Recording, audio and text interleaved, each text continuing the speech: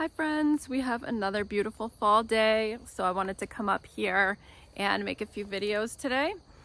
The next one that we're going to talk about, I wanted to introduce a concept to you. Maybe you've already heard of it, but it's called the Dichotomy of Control.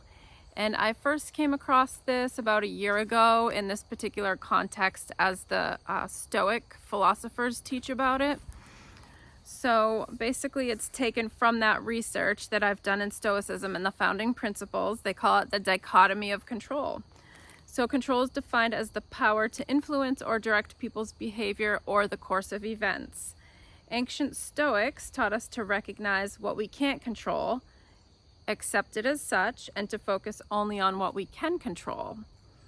So we want to be in control of certain situations.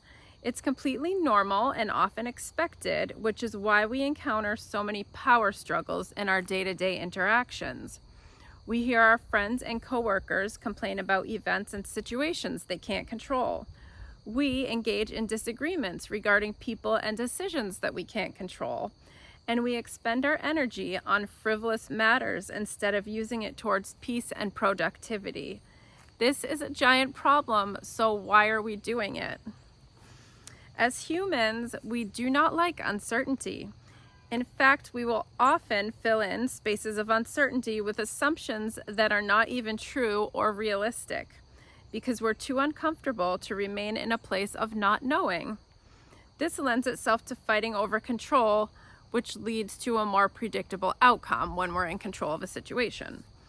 When we don't have control over something, a situation, an event, it does not feel safe to us because we're less certain of what the outcome will be. Trusting others to make decisions that we agree with can be frightening, yet we must do this every day. If you think about it, we do have to trust people every day.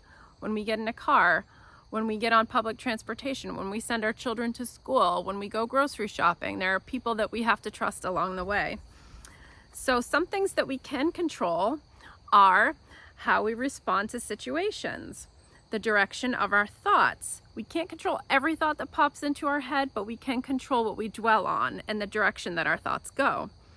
We can control our level of gratitude, how we use our time, who we choose as friends, who we choose as role models. We can choose our words, our behaviors, our beliefs, what we eat, drink, watch, consume. Outside of our control, things like weather, traffic, the behavior of others, and the passing of time. Many Stoic philosophers have taught us to stay calm and grounded when unfavorable events occur outside of our control. Often the only thing we can control is the way we respond to situations, other people, and events. So our response, that's what we can focus on with this concept. So Marcus Aurelius, maybe you've heard of him. He's ancient Stoic and Roman emperor. He said, if you are pained by any external thing, it is not this thing that disturbs you, but your own judgment about it.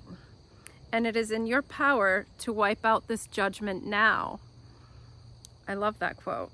Here he's basically challenging us to question what is disturbing us and to let it go if it is something external or outside of our control.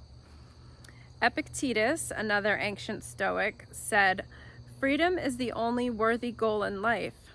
It is won by disregarding things that lie beyond our control.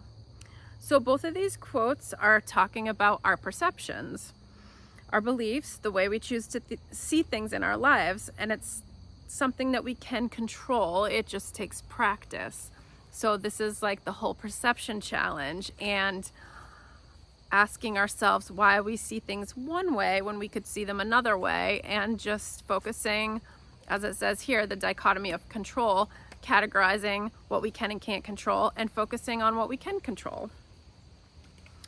So how the heck do we go from being scared little control-freak gremlins that are constantly complaining about life to having freedom and resilience and mastery over our own selves? This is the part where I get excited. It's the part I like to call the quake, which is why my business is called Quake Challenge. So here we have the opportunity to completely shift our perception from that of a nervous and pesky gremlin to that of a studly and stoic superhero. add a little story there for you. So from survive mode to thrive mode. And we're going to talk about getting unstuck, and then I'll introduce the challenges for you. So you wonder how it's supposed to be done, and that's exactly what I was thinking as I found myself in desperate need of updating my own perceptions and my quality of life. And this all takes a lot of practice. I practice every day, putting in the reps. So how do you get unstuck? First, you have to want to get unstuck. You really have to want it. You have to know your why, or you won't be able to commit to the change. You can use a formula. This can be used as your medicine. You take it as soon as you become aware of the gremlin that's holding you back, that nasty, fearful gremlin. I'll give you the secret sauce in the first challenge. So put in the reps. If you want to be that studly strong superhero, you need to put in a lot of reps. You won't get chiseled by working out once. So I created some challenges for you below. These will help you to really put some of the knowledge into practice. Lastly, to get unstuck, you have to embody the change. If you want to stay a superhero, you need to literally just breathe, eat, sleep, and work out like the superhero. You are the superhero, so stay in that space. Little side note for you, if you're a science nerd, it may excite you to know that the reps are building new neural pathways in your brain, which are programming you internally to operate from a more creative and adaptable space where innovation and invention can thrive. So you're going from survival mode, where you're literally just like scrambling to stay above water, and you're going from that place in your mind to going to a more abundant place in your mind, where you're letting go of things that are causing anxiety and you're choosing to focus on things you can control. And it eases your anxiety, and it allows you just to connect with more people, to be in a more creative space mentally. It's just a great place to be. So here are your challenges that I've created for you. You can choose one or more, and this is just to help you put in the reps or the practice to embody the concepts and get unstuck.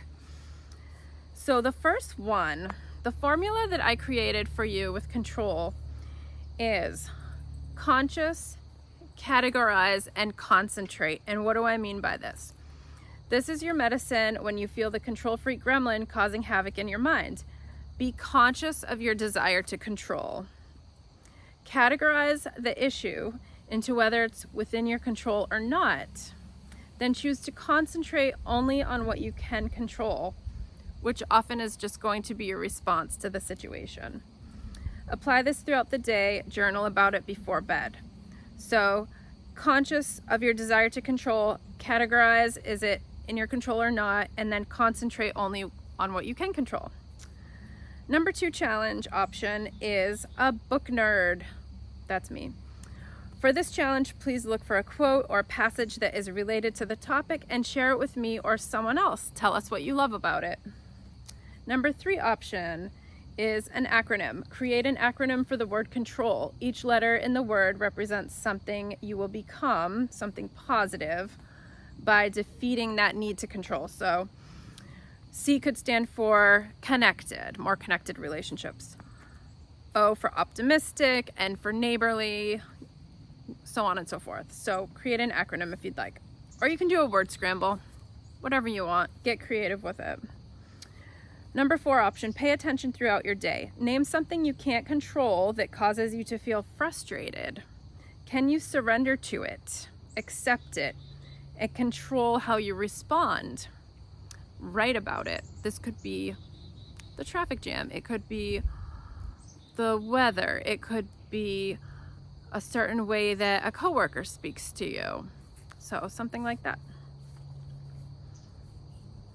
And number 5, imagine you are a superhero with the ability to control any element you choose, such as fire, water, wind. What did you choose to control and why? Or you could draw a picture of the superhero and the gremlin if you want. So I have an answer for that. If you want to know my answer, you can send me a message. Number 6 challenge option is to interview 3 to 5 people. Ask them what emotions come up when they hear the word control. Some people might have positive connotations with this word. Some might have negative, some might have a mix of both. So write down the answers. Do you notice any patterns or themes? Did you have a chance to discuss the topic with them? Journal about it or send your results to me. So the last thing at the end of each challenge day is to, before the day is over, write down at least 3 things in your journal that you're grateful for, and that just helps us to cultivate a positive mindset. If you do want a free PDF of my notes, including instructions for the challenges, my answer to challenge number 5, you can comment below and we can message. I'll send you information, or you can email me at quakechallenge@outlook.com. Enjoy the rest of your day. All right, bye.